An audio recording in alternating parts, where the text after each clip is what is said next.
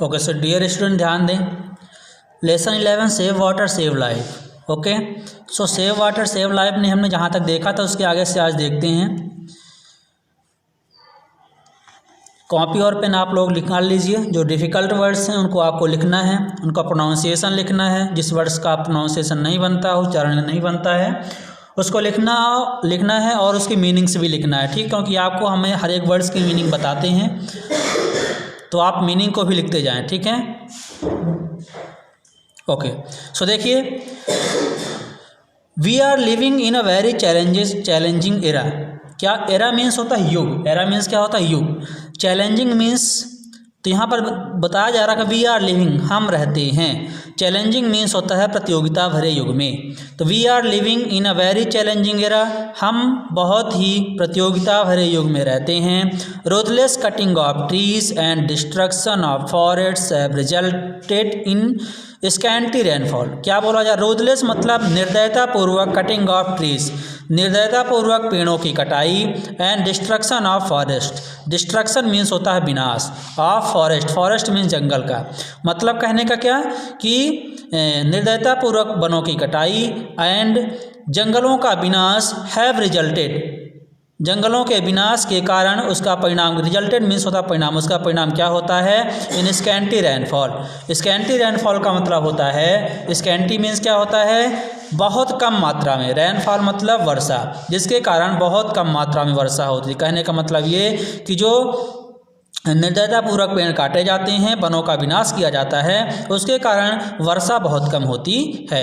We see scarcity of water growing almost everywhere which is adversely affected to the cultivation of crops. क्या बोला जा रहा है, we सी हम देखते हैं, सी सॉसिन, सी की फॉर्म आपको पता होगा। स्कार्सिटी मतलब कमी, of water growing, of water किसकी कमी, पानी कमी। We see scarcity of water मतलब हम क्या देखते हैं, पानी की कमी देखते हैं। ग्रोइंग ऑलमोस्ट एवरीवेयर, ग्रोइंग मतलब बढ़ना, ऑलमोस्ट मतलब लगभग, एवरीवेयर मतलब हर जगह, जिसके कारण हर जगह क्या होती है, पानी की मात्रा में जो कमी होती है वो क्या होती है, बढ़ रही है, ठीक है।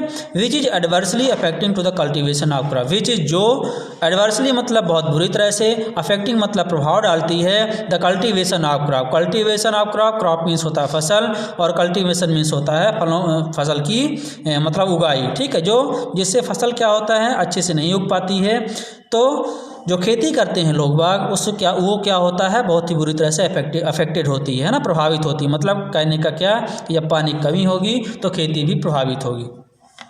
How can we happy with thirsty soil, how we can happy हम कैसे खुश रह सकते हैं, विथ थर्स्टी सॉइल प्यासी ज़मीन के साथ। If the fields do not have plenty of water it affects the production of foods greens and the country faces shortage of food. क्या बोला जा रहा है, if the fields do not have plenty of water, if यानी यदि, the fields ज़मीन पे, do not have plenty of water, plenty of मतलब होता है बहुतायत मात्रा में या बहुत अधिक मात्रा में, पर्याप्त मात्रा में, अगर वाटर पानी नहीं होगा, कहाँ नहीं होगा, फील्ड्स मतलब ज़मीन में, इट अफेक्टेड, ये इट अफेक्ट्स यह प्रभावित करेगा, द प्रोडक्शन मतलब उपज, प्रोडक्शन मतलब क्या होता है उपज, और फूड ग्रेन मतलब खाद्यान्न, अनाज, इनके क्या होगी, इनका जो प्रोडक्शन है ना, इनका जो उनकी जो उपज है वो क्या होगी, प्रभावित हो जाएगी।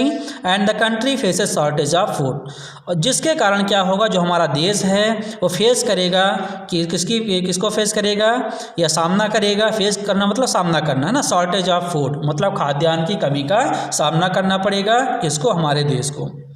आवर ब्रदर्स एंड सिस्टर्स है ना, हमारे भाई और बहन, हु लिव्स जो रहते हैं, इन विलेज गांव में, है ना। Our brothers and sisters who lives in village, ऐसे हमारे जो भाई और बहन जो गांव में रहते हैं वो क्या करते हैं, start migrating to the cities and towns and search of work to the cities, fall to the accommodate that and trees arise many social and economic problem। क्या बोला जा रहा है, देखिए, तो क्या होता है कि जो हमारे भाई और बहन हैं जो गांव में रहते हैं, माइग्रेटिंग मतलब होता है घर को छोड़ करके जाना या स्थानांतरित होना। तो क्या होते हैं, स्थानांतरित होने लगते हैं कहाँ, टू सिटीज़ शहर की ओर, एंड टाउन्स कस्बों की ओर, इन सर्च ऑफ वर्क काम की तलाश में, ठीक है भाई। जब गांव में प्रोडक्शन नहीं होगा, है ना, खेती नहीं होगी, जो उनका मेन कृषि है, जो धंधा है, जो खेती नहीं होगी, जब वहाँ खेती नहीं होगी तो लोगों को काम नहीं मिलेगा, और जब काम नहीं मिलेगा तो गांव छोड़कर कहाँ आने लगते हैं, शहर की ओर आने लगते हैं, कस्बों की ओर आने लगते हैं, किसकी तलाश में, काम की तलाश में। ठीक है, आई होप कि आपको समझ में आ रहा होगा। The cities fall to the accommodate them and there arise many social and economics problem. क्या बोला जाता है, सिटीज जो शहर हैं फेल, वो क्या हो जाते हैं, असफल हो जाते हैं। टू एकोमोडेट, एकोमोडेट मीन्स होता है मिलाना, एकत्र करना। देम मतलब उनको, मतलब जितने भी गांव के लोग हैं वो अगर वो सब शहर की ओर आ जाएंगे तो जो सिटी की जो व्यवस्था है वो सही नहीं हो पाएगी, तो उनको सिटी में रहने खाने की जो व्यवस्था, उनको एकोमोडेट करना मतलब उनको एकत्र करना, उनको मिलाने में क्या होगी, जो सिटीज़ होते हैं, शहर होते हैं, क्या हो जाते हैं, असफल हो जाते हैं, है ना। एंड मीन्स और देयर अराइज, और अराइज मीन्स होता है बढ़ने लगती हैं। मैनी सोशल मतलब सामाजिक, एंड इकोनॉमिक मतलब आर्थिक, प्रॉब्लम्स मीन्स समस्या, है ना। तो शहर में जब बहुत सारे लोग आ जाएंगे, जनसंख्या बढ़ जाएगी, तो शहर में क्या हो जाएगा, बहुत सी सामाजिक असुविधा, सामाजिक समस्या और बहुत सारी आर्थिक समस्याएं भी क्या हो जाती हैं, सिटीज़ में पैदा हो जाती हैं, शहर में और कस्बों में पैदा हो जाती हैं। ठीक है, आपको हमने हर एक वर्ड्स का मीनिंग्स बताई है, जिनकी मीनिंग्स आपको नहीं बनती, जिनका प्रोनाउंसिएशन आपसे नहीं बनता है, तो आप कॉपी में लिखते जाइए और आप उनको पढ़ते जाइए और याद करते जाइए। So next, you can realize that ours in the news generation which has to play a very important role in the future. You can realize means होता है एहसास करना, है ना, या कि आपने एहसास किया होगा, क्या एहसास किया होगा कि ours, कि हम it is the new generation, हम लोग क्या हैं, जो नए जनरेशन के लोग हैं, विच हैज़ टू प्ले मतलब होता निभाना, वो निभाते हैं a very important role means होता है भूमिका, इंपॉर्टेंट मीन्स होता है महत्वपूर्ण, बहुत ही महत्वपूर्ण भूमिका इन द फ्यूचर, कब, फ्यूचर में या भविष्य में। तो यही बोला जा रहा है कि हम लोग रियलाइज़ करते होंगे कभी कभी कि जो हम लोग हैं वो भविष्य में क्या करेंगे, बहुत ही महत्वपूर्ण भूमिका निभाएंगे। इट इज़ अवर ड्यूटी मतलब यह हमारा कर्तव्य है, ड्यूटी मीन्स होता है कर्तव्य।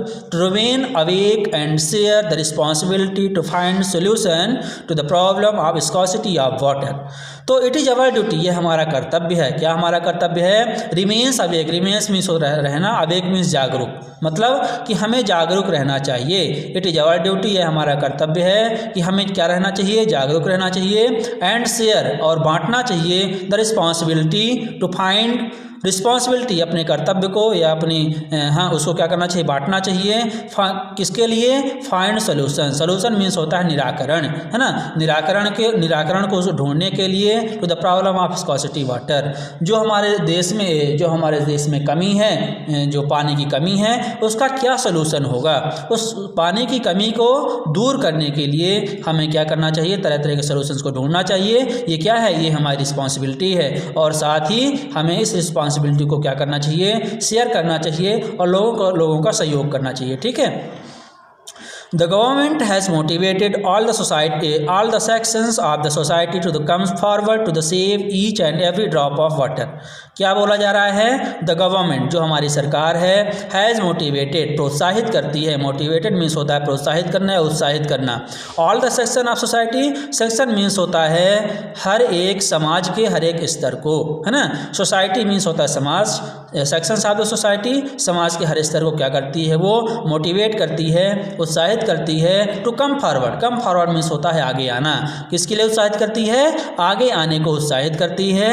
ठीक है, कि आप लोग आगे आइए। To save and each and every drop of water, किसके लिए आगे आना चाहिए आपको, सेव बचाने के लिए, each and every drop of water पानी के प्रत्येक या हर एक बूंद को बचाने के लिए। Okay, so we receive water through rainfall, हम क्या करते हैं, रिसीव मीन्स प्राप्त करते हैं, पानी को प्राप्त करते हैं थ्रू रेनफॉल, है ना। रेनफॉल मतलब वर्षा के जल से हमें क्या होता है, पानी प्राप्त होता है।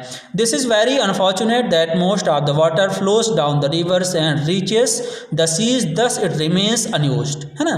क्या बोला जा रहा है बोला जा रहा है कि दिस इज़ वेरी अनफॉर्चुनेट, यह बहुत ही बड़ा दुर्भाग्य है। अनफॉर्चुनेट मीन्स होता दुर्भाग्य, यह बहुत बड़ा दुर्भाग्य है। दैट की मोस्ट ऑफ द वाटर, कि बहुत ज़्यादा पानी या अधिकतर पानी, फ्लोज मतलब बह जाता है, फ्लोज डाउन मतलब बह जाता है, द रिवर्स नदियों में, एंड रीचेस द सी और समुद्र में पहुंच जाता है। दस इस प्रकार से इट रिमेन्स अनयूज्ड, ये क्या होता है, अनयूज रह जाता है, जिसका हम उपयोग नहीं कर पाते हैं। ओके, सो इतना आप लोगों को क्या करना है, रिवीजन करना है। इसके बाद जो नेक्स्ट पैराग्राफ है ये हम आपको कल समझा देंगे, ठीक है। तो जहाँ कहीं भी आपको समझ में नहीं आएगा तो आपको क्या करना है, वीडियो को रिवीजन करना है, रिवाइज करके वीडियो को वापस देखना है, हर एक वर्ड्स की मीनिंग्स को देखना है, उसके प्रोनाउंसिएशन को देखना है, ताकि आप लोगों से बुक पढ़ते बने। ओके, ठीक है।